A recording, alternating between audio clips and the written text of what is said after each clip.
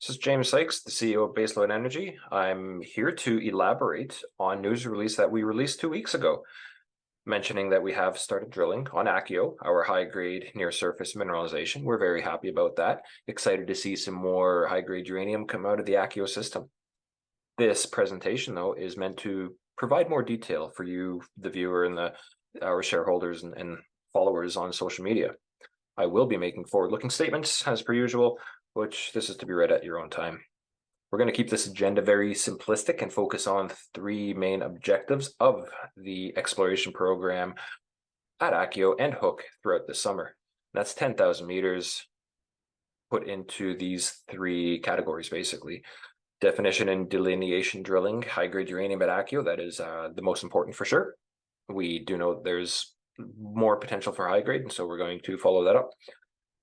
Exploring some subparallel structural corridors to Akio, and even exploring further along the same structural corridor that we're seeing.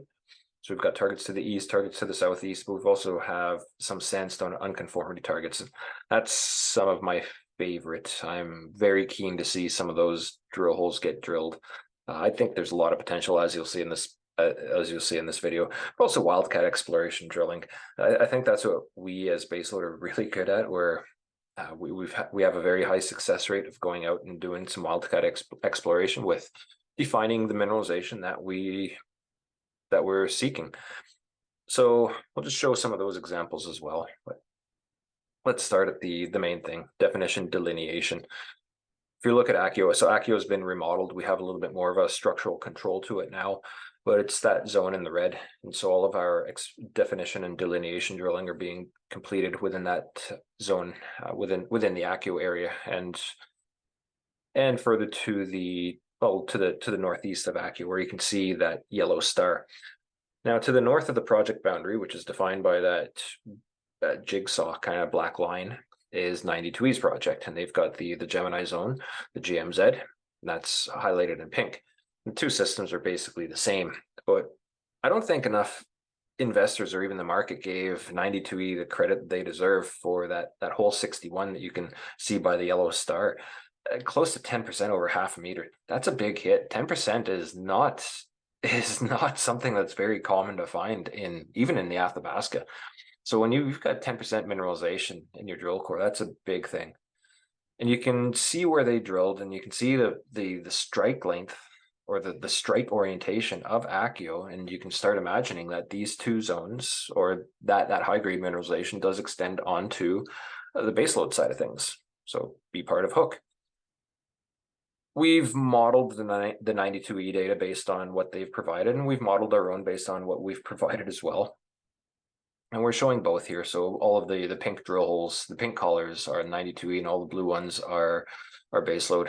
You can kind of see our interpretation. You can start, I mean, there's 4 different views here that you can see, and you'll see this type of view throughout the rest of the presentation.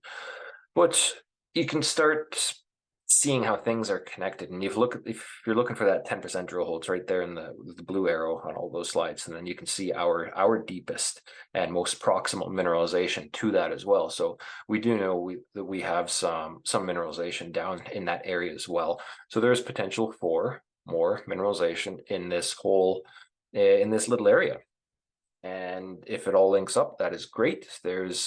Again, you can follow that trend of mineralization at Akio. You can see how that trend kind of goes down towards the bottom right there. And if the whole GMZ towards our red blob do the same thing, you can envision more mineralization within Akio, or just right underneath it. And it looks like it is relatively underexplored. So lots of potential for high-grade mineralization at Akio alone. And that's what we seek to find. We're going to explore for some subparallel structures. So we'll look at the east targets and also at the sandstone unconformity potential. Back to this slide. Now let's shift your focus to the top part of the slide with 2 drill holes up there, the Gemini drill holes as well. And again, I don't think the market really paid attention to this, but they announced mineralization in both of those drill holes, and up to a maximum of half a meter at 0.14% U3O8. I think it was a meter and a half of mineralization there. But that shows fertility along these additional structures. And if you follow those drill holes, and right down into where we're kind of looking as well, that whole sandstone target area. Well, that adds a whole new complexity. But a favorable complexity, not definitely not difficult. It just it adds more targets is basically what I'm trying to say. And if you can follow that line there to the brownfields exploration target as well, that's that's what that's how these systems work. They're all pearls on a string. Looking at the Sioux example, the Sioux series of deposits as an example, they're pearls on a string, and they don't always follow the exact same geophysical or geological or structural trend. They zig and they zag, and they can jump trends. So we're seeing that same potential could exist at Akio as well. So just because we don't find mineralization on one trend does not mean it will not be there on the other trend. What's so important about the sandstone and the unconformity? That's where you get your high grade. If you look at all the literature, you've got Cigar Lake over 25%, McArthur River over 25%, Phoenix over 40%, Hurricane over 40%. Those are all unconformity style of deposits where the mineralization is hosted within the sandstone or right at that contact with the basement rocks. That's what the unconformity is about. It's about the insanely high grade ore, because you don't typically get that in your basement rocks. You can, but not typically. I did a little bit of math here. You can do the calculation yourself and you'll see how this all works out. And it's really to show how high grade can just add a lot of tonnage for very little volume. So if you take the three widths that are provided there, 80 length, 60 width, and 40 meters depth gives you a volume. You apply a low density to that, so 2,500 kilograms per meter cubed. That's really low for the percent uranium that I use, extremely low. So this conceptual model is already kind of flawed, but I like to use the low one anyway because it still really emphasizes what we're looking at. But yeah, you use 20% U3O8 and you've got a 211 million pound uranium deposit. And that's McArthur Pod 2 example. That's basically what it is. It was just this really tight, high-grade deposit. And if you remember what I mentioned, we were drilling last year on 50-meter spacing. You could almost fit one of those in there. But how big are those meters? Like, how big is 80 meters and 60 meters and 40 meters? I've drawn them to scale on this map. That's how big a pod 2 would have to be, so long as it's continuously 20% and fills in all of those dimensions. That is how big it would have to be. That is tiny. You can see right there that we've never drilled anything like that, especially in the sandstone. So that target exists. And what if you don't need 200 million pounds? What if you're just looking for something conservative, 25 million pounds? You can take the McArthur Pod 2 example, have all of the three dimensions. So now you're looking at 40, 30, 20. Keep the density, keep the grade. You've got 26 million pounds. What does that look like? Even smaller. And again, if we're drilling on 50-meter spacing, we could easily overshoot something like that based on those parameters. You could overshoot that and you would never know. So if you threw that into the basement, into Akio itself, there are areas in which we could have you could have a pod 2 in there because it just hasn't been drilled to that density. So that's part of the whole delineation and definition drilling program as well, is that if there's a pod 2 in there, hopefully we are going to find it. So while we're sticking with McArthur River and while we're sticking with the whole pod 2, it's all structurally controlled, and that zone of mineralization occurs where the basement rocks are thrust up into the sandstone rocks, and it's that whole structural control, it's that whole mixing environment of the basinal brines and the basement rocks that create this high grade, or part of it anyway. And just looking at another example of mineralization at McArthur River, but I want to emphasize this feature here on the right hand side, the green. Just how that basement structure is thrust into the sandstone. And it's that contact that's where you're getting all of this mineralization. We've got something similar. If you look at the the architecture of our basin, you can see that same type of structure right over here. And we know that whole east end of the sandstone is structurally controlled, and we've never drilled it. That's what's so encouraging about this whole area. We've never drilled it. You've seen the gaps in some of these. So when you're looking for sandstone mineralization, what's the best thing you want to look for? Hands down, it's uranium. Uranium is the key to finding uranium. All of these sandstone deposits, they've all got these alteration plumes that you can map out and you can follow based on the uranium concentration. They don't have to be very high concentrations. For McArthur River example, you've got a 3 ppm halo there. Here's Akio looking at the sandstone distribution in the sandstone. We've got Akio there as well, mineralized, but let's take Akio away so that the rest of the focus is just on the sandstone. Now you can see greater than the 95th percentile of our results, which are starting at 5 ppm, so already well above 3 ppm. They're clustered in this area. They're clustered in this gap area where we've never drilled. They're along the edge of here. And if you look at the bottom left image where it says looking east, there's a slight rotation to it. It almost looks like a plume of sort that is dipping down towards where the basement contact would be to the southeast. A lot of potential there. Uranium is this is encouraging uranium. When you're seeing over 5 ppm uranium in the sandstone, that is highly encouraging. So Akio's basement hosted. It's the system on the left. It's clean system. But when you're looking for unconformity mineralization, typically the end member of an unconformity mineralization deposit versus basement hosted is that they're dirty. And by dirty, I mean they're polymetallic. So they don't just have uranium, they've got nickel, cobalt, copper, arsenic. And arsenic is the big one, because I think that is a pretty significant pathfinder for high grade, for unconformity style of mineralization. Whereas Akio is like a monometallic system. It's a basement system, and it's very clean. We don't have any nickel, copper, cobalt, arsenic as I originally thought. But that's, again, so two different end members. Akio being the basement hosted one, and hopefully we have a polymetallic or just at least an unconformity deposit. So we'll use arsenic to help us. And a little bit of noise coming through there.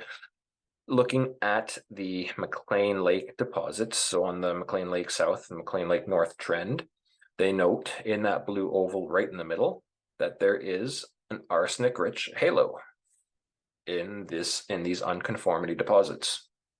If you go back to the Sioux deposits that we looked at originally, in the yellow circle bottom left, arsenic and uranium side by side, those anomalies are 1-to-1. The big anomalies are 1-to-1. Very encouraging to see that. If we go to Rough Rider, where I have experience, you look at the top chart, red is uranium, blue is arsenic. You can see that in that green ellipse, they're basically 1-to-1. They match very well, but not always the case. Look down to the bottom one, where you have a little bit of arsenic associated with uranium. So it doesn't always have to be that way, but there are many examples here in different uranium deposits, unconformity style of deposits, where arsenic is favorably associated with uranium as a pathfinder. So let's look at arsenic. Why not?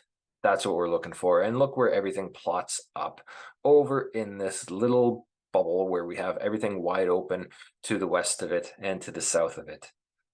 But the bulk of our anomalies are matching up with the uranium anomalies that we were seeing as well, which was a little bit more pervasive and wide.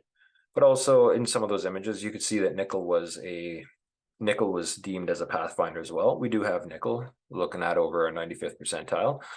I wouldn't use it as a pathfinder as well. I think it's a little bit more distributed, evenly distributed throughout, but you can make some examples of it, and you can see it kind of overlapping in some of the uranium areas, but still. Sulfur, same thing with sulfur. It's very evenly distributed and throughout the length, and both nickel and sulfur sulfur being, part of the sulfide family, part of the dirty ore system. But both of those they seem to be more along the east side of the sandstone, where everything is shallower, whereas all of our anomalies are more towards the south and the west, or the east side. All of these nickel and sulfide anomalies are to the west side. Apparently I don't know my east and west anymore. Let's look at kaolinite. Kaolinite is a clay type. Typically people want to see illite.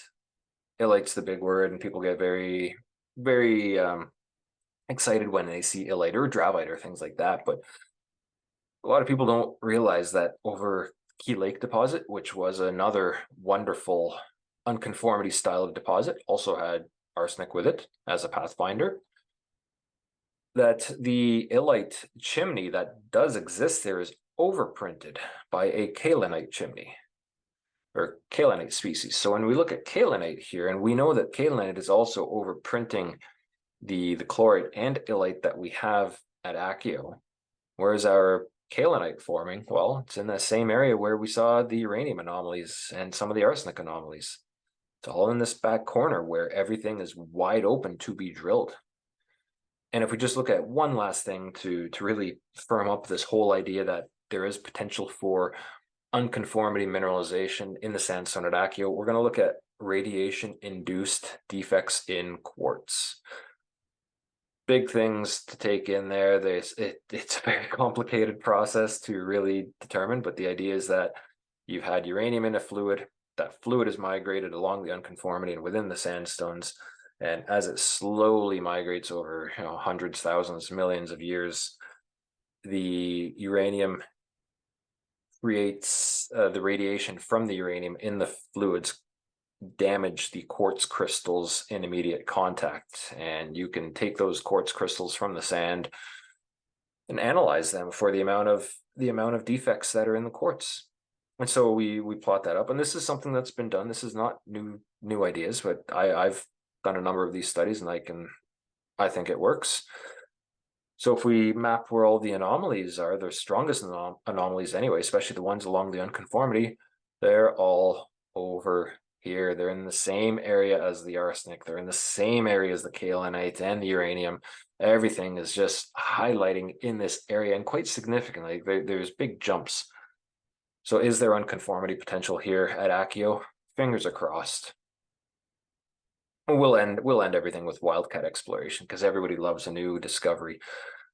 And wildcat is basically just hopping pretty far away and taking a very big leap from a known deposit that you're already working on. So we're not going out a kilometer to look for the next deposit. We're jumping 10 kilometers, 5 kilometers along the same structural corridor. So as you're looking at this image here, you can see Akio to the north, to the top of the image. You can see some of our wildcat targets highlighted in the middle of that blue zone and down in the green. Follow that from Akio all the way down to our southern wildcat target. You have that blue corridor, and you can even see the linearity in there, that this thing is north-south for the most part. And that just indicates that it's a really strong structural corridor. This is a beast. This is no small structure. But what I like is really down in that southern target area with the 3 anomalies under the 1 ellipse. And if you look to the east of there, you can see a lot of fold patterns in the magnetics. And this just kind of fits nicely with the whole Raven Horseshoe idea, that Raven Horseshoe and Raven Horseshoe is a non-conductive uranium deposit, as Akio seems to be as well. These aren't your typical follow your EM conductor, follow your graphite. There's not a lot of graphite associated with these style of mineralization. So it's not a new style of deposit.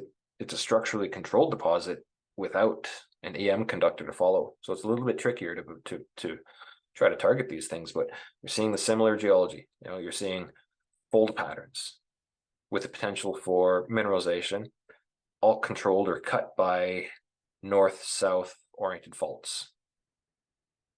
So there is potential for wildcat exploration. Very, very happy, very excited to see what comes down the pipelines.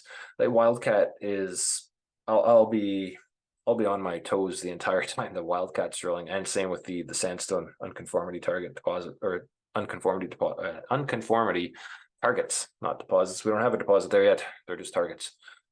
And then obviously with the infill drilling, it'd be nice to see some additional high grade really manifest in some of our delineation drilling at Accio. A lot of potential. Very exciting summer. I can't wait, and I hope that we achieve success on all three parts of this exploration program. We have 10,000 meters to do, so we're fully funded to see this all the way through. We're funded to add meters as we need. But let's hope we've got success on all three fronts, and we will be a very happy company. We will all be very happy shareholders. As per usual, if you want to find out more about some of the OR group of companies or more videos about baseload energy, you can go to our YouTube channel, the OR group YouTube.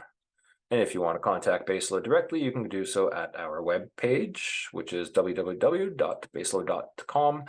Email us at info@baseload.com. You can always email myself directly, jsykes@orgroup.ca, and please follow us on Twitter and LinkedIn.